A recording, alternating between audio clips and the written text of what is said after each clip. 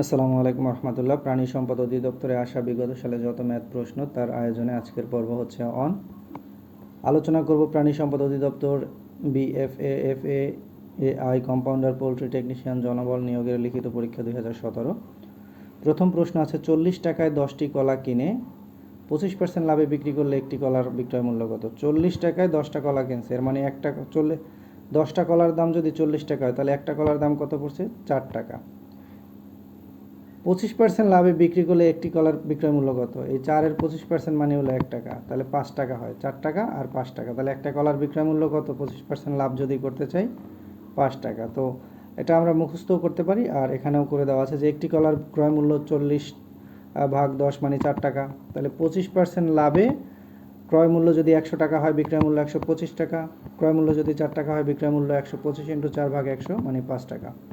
ওকে, number 2তে আছে 75 টাকায় 15টি ball pen কিনে 90 টাকায় বিক্রি করলে শতকরা কত লাভ? ক্রয় মূল্য কত? 75 টাকা, বিক্রয় মূল্য কত? 90 টাকা, তাহলে লাভ হয়েছে কয় টাকা? 90 থেকে যদি 75 মাইনাস দেয় তাহলে 15 টাকা। 15 টাকা লাভ হয়েছে, কারণ এই 15টা বল পেন কিনলাম 75 টাকায়, বিক্রি করলাম 90 টাকা, তাহলে লাভ হলো কত? 15 টাকা। তাহলে 15 টাকা যে লাভ হয়েছে সেটা শতকরা কত লাভ হলো আর কি আমাদের। ওকে, তাহলে বল পেনগুলোর বিক্রয় মূল্য ছিল 90 টাকা, ক্রয় মূল্য 75 টাকা, তার লাভ হয়েছে কয় টাকা? 15 টাকা। তাহলে লাভের হার বের করতে বলছে, এই 15 টাকা লাভের হার বের করতে বলছে।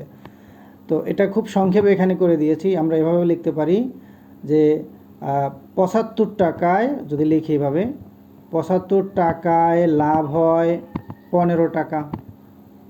15 টাকা, তাহলে 1 টাকায় লাভ হয় কত? 15/75। যেহেতু শতকরা বলছে তাহলে 100 টাকায় লাভ হয় কত? 100 টাকা লাভ হয়, এই যে 15/75 আর 100 উপরে গুণ হয়ে যাবে এই। তাহলে এবার যদি কাটাকাটি করি, 3 25 75, 4 25 100, 3 পাশে 15, তাহলে 4 পাশে কত? 20, এই 20%, এই 20% আমার লাভ। ওকে, 3-এ বলছে কোনো সংখ্যার দ্বিগুণের সাথে 2 যোগ করলে যোগফল 88 হবে। কোন সংখ্যার দ্বিগুণের সাথে? কোন সংখ্যা? যে সংখ্যাটি এক্স ধরলাম, তাহলে এই এক্সের সাথে, এক্সের দ্বিগুণের সাথে, ওই সংখ্যার দ্বিগুণের সাথে মানে 2x, তাহলে যদি সংখ্যাটি এক্স ধরেছি তার দ্বিগুণ মানে 2x, তার সাথে কত যোগ করতে বলছে? 2 যোগ করলে যোগফল কত হবে? 88 হবে। যোগফল কত হবে? 88 হবে। জাস্ট এটাই এখানে লিখলাম। তাহলে এই 2 হচ্ছে প্লাস আছে, এই পাশে মাইনাস হয়ে গেল, তাহলে 88 থেকে 2 মাইনাস গেলে থাকে 86, আর এই যে 2x, এক্স রেখে 2 যেহেতু গুণাকার আছে ভাগ হয়ে গেছে, তাহলে 43 দুগুণে 86, তাহলে এক্সের মান কত? 43। এটাই হচ্ছে আমার অ্যান্সার। বার্ষিক 5% হারে 750 টাকায় 4 বছরের মুনাফা কত? আই এর মান বের করতে বলছে। আমরা সূত্র জানি I = P/N/R। আই মানে মুনাফা, পি মানে আসল মানে মূলধন, এন মানে বছর, আর মানে হার। হার কত? 5%। হার মানে 5%, 5% মানেই হচ্ছে 5/100। 5% মানে কি? 5/100। যাই হোক, তো আমরা জানি মুনাফা সমান সমান আসল, সময় এবং হার। তো আসল লিখলাম 750, সময় লিখলাম 4, আর 5% লিখলাম 5/100। এটা যদি কাটাকাটি করি এখানে আসে 150। এটাই হচ্ছে আমার অ্যান্সার। 60 মিটার দীর্ঘ রশিকে 3, 7, 10 অনুপাতে ভাগ করলে দীর্ঘতম অংশটির দৈর্ঘ্য কত? তাহলে আমার আগে টোটাল তিনটার অনুপাতের যোগফল কত? 20। এর ভিতরে বড় কোনটা? দীর্ঘতম কোনটা? 10। টোটাল কত? 60। তাহলে দীর্ঘতম অংশটির দৈর্ঘ্য 60-এর 10/20 মিটার, তাহলে 30 মিটার। এটা হচ্ছে আমার অ্যান্সার। ওকে, 6 বলছে 2/5-এর 25% সমান কত? তো 2/5-এর 25%, আমরা এই 25% মানে 25/100, 25/100 লিখলাম, আর এই 2/5। তো এবার হচ্ছে এই 25 দ্বিগুণে 50, 5 100 500, এখানে হচ্ছে এই যে 0 0 কেটে দিলাম, তাহলে 5 10-এ 50, এখানে 10 উপরে 1, তো 10 দিয়ে 1কে ভাগ করলে 0.1 হয়, বা এটাকে আমরা এভাবেও লিখতে পারি, 5 দিয়ে যদি কাটি, 5 10-কে 50, 5 100 500, এই 100 দিয়ে 10কে ভাগ দিলে 0.1, এটাই হচ্ছে আমার অ্যান্সার। ওকে, 7 নম্বরে বলছে 4x² প্লাস 4x প্লাস 1 এর উৎপাদকে বিশ্লেষণ করো। তো 4x² প্লাস 4x প্লাস 1, এটাকে আমি 2x প্লাস 1 এর হোল স্কোয়ার লিখতে পারি। কেন? এটা আমি একটা সূত্রে ফেলছি। 4x² আমি লিখতে পারি 2x হোল স্কোয়ার, এইটা আর 4x² সেম জিনিস, প্লাস এই যে 4xকে আমি লিখতে পারি 2x ইন্টু 1, আর প্লাস 1কে আমি লিখতে পারি 1², কারণ 1² যা 1ই আবার 1, এই জন্য 1ই লিখলাম এখানে। 1² মানে কি 1, আর এই 4xকে এই 2 ইন্টু 2x মানে 2 দ্বিগুণে 4x, আর 4x ইন্টু 1 মানে 4xই, আর 4x² কে লিখতে পারি 2x হোল স্কোয়ার মানে 2 দ্বিগুণে 4x²। এখন আমার কি হলো, সূত্র পড়ে গেল এই যে a² plus 2ab plus b²। তাহলে এটা কার সূত্র? a প্লাস b হোল স্কোয়ারের সূত্র। এটাই হচ্ছে আমার অ্যান্সার। ওকে, 8এ বলছে x প্লাস a সমান সমান 10 সমীকরণে x কে কি বলা হয়? x কে একটা চলক বলে। এখানে x কে চলক বলে আমরা জানি। সো x প্লাস 7 সমান সমান 5 সমীকরণে মূল কয়টা? এটার মূল হচ্ছে একটা, কেননা x প্লাস 7 সমান সমান 5 এর মূল একটাই, কারণ এই যে x সমান সমান 5 আর এই 7 প্লাস আছে, 7 মাইনাস হয়ে গেছে যেহেতু সমান সমানের ওই পাশে নিয়ে নিয়েছি। তাহলে x সমান সমান কত থাকে? x সমান সমান থাকে -2। তো সমীকরণের মূল কয়টা? একটাই। ত্রিভুজের 3 কোণের সমষ্টি কত? আমরা জানি ত্রিভুজের 3 কোণের সমষ্টি 180 ডিগ্রি। বৃত্তের কেন্দ্র থেকে পরিধি পর্যন্ত অঙ্কিত সরলরেখাকে বলে হচ্ছে ব্যাসার্ধ। যে চতুর্ভুজের বিপরীত বাহুগুলো পরস্পর সমান ও সমান্তরাল তাকে কি বলে? তাকে সামান্তরিক বলে। ত্রিভুজের একটি কোণ সমকোণ হলে অপর দুটি কোণ সূক্ষ্মকোণ। ওকে, আলোচনা করব প্রাণী সম্পদ অধিদপ্তর BFAFAI কম্পাউন্ডার পোল্ট্রি টেকনিশিয়ান জনবল নিয়োগের লিখিত পরীক্ষা 2020। বার্ষিক 10% মুনাফায় 1200 টাকায় 5 বছরের মুনাফা কত? এখানেও মুনাফা বের করতে বলছে, মানে আয়ের মান বের করতে বলছে। আমরা জানি আই ইকুয়াল PNR, মানে মুনাফা ইকুয়াল আসল বা মূলধন ইন্টু সময় ইন্টু হার। তো এই যে সূত্রটা লিখলাম, মুনাফা সমান সমান মূলধন ইন্টু সময় ইন্টু হার, বা মূলধন ইন্টু সময় ইন্টু হার, একই কথা। তো এখানে মূলধন কত বলছে? 1200 টাকা, আর হার বলছে কত? বছরে 10%, 10% মানে 10/100, আর সময় বলছে কত? 5 বছর। তাহলে মুনাফা হবে কত?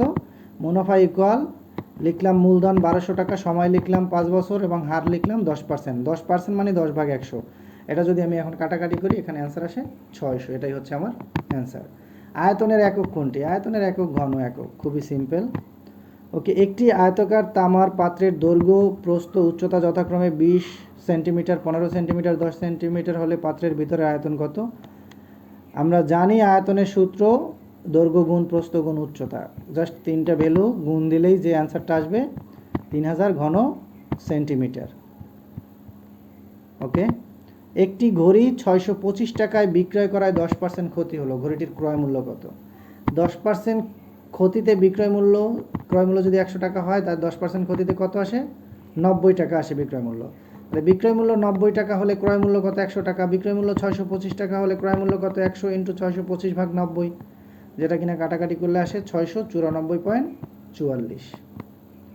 1 মাইল সমান কত? 1 মাইল সমান সমান হচ্ছে 1760 গজ।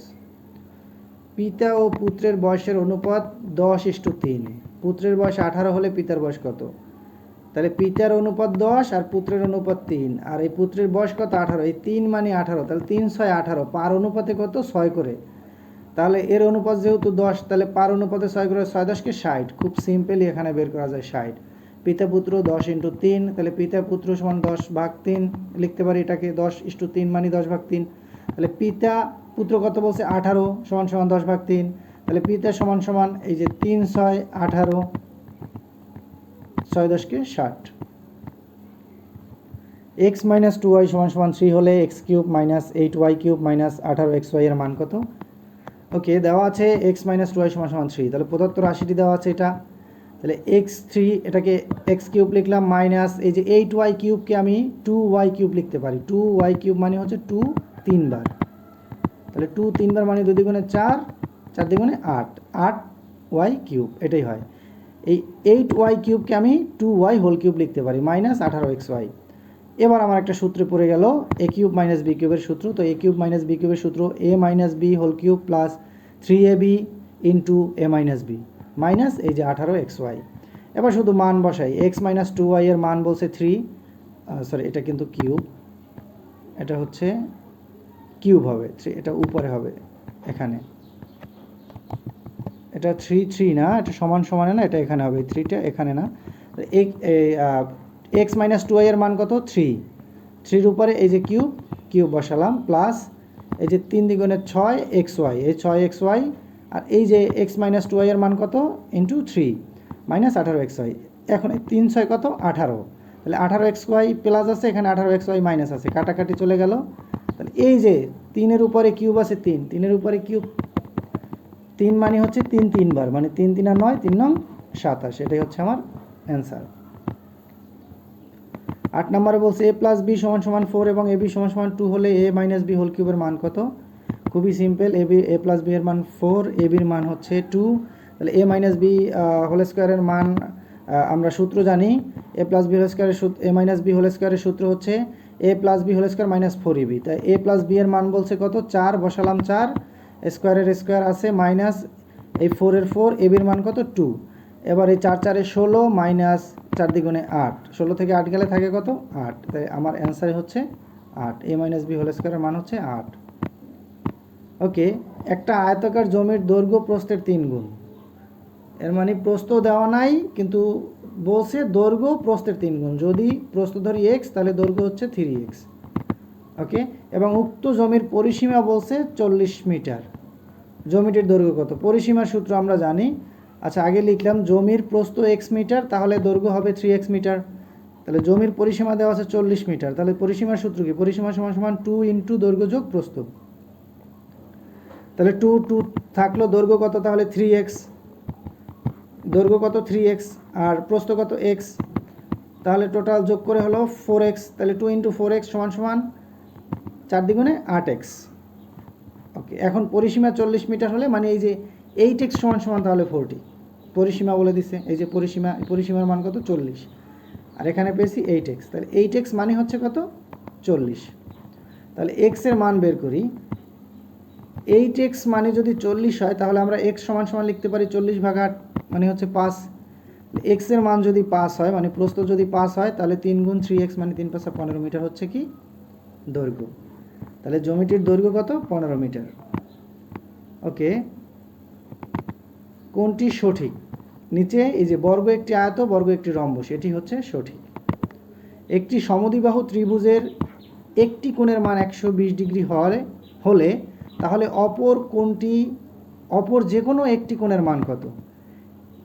একটা সমদ্বিবাহু ত্রিভুজের একটা কোণের মান বলছে 120 ডিগ্রি, তাহলে অপর যে কোনো একটা কোণের মান বের করতে বলছে, তাহলে টোটাল হচ্ছে 180 ডিগ্রি। আমরা জানি সমদ্বিবাহু ত্রিভুজের টোটাল 3টা কোণের মান 180 ডিগ্রি, তার ভিতরে একটাই হচ্ছে 120 ডিগ্রি, তাহলে বাকি থেকে 60 ডিগ্রি, সেই 60 ডিগ্রি কিন্তু সমান হয়, কারণ একটা যদি 120 ডিগ্রি হয় তাহলে বাকি দুইটা যে মান সেটা সমান হবে, তার টোটাল যেহেতু 60, তাহলে 30 30 কত 60, তাহলে 30 ডিগ্রি যে কোনো একটা মান।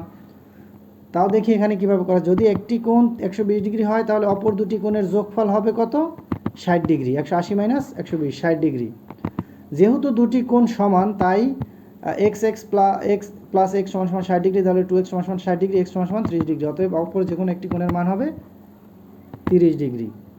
কোনো ত্রিভুজের একটি বাহু বর্ধিত করলে যে কোণ উৎপন্ন হয় তাকে বলে বহিস্থ কোণ, তা ত্রিভুজটির কি বহিস্থ কোণ।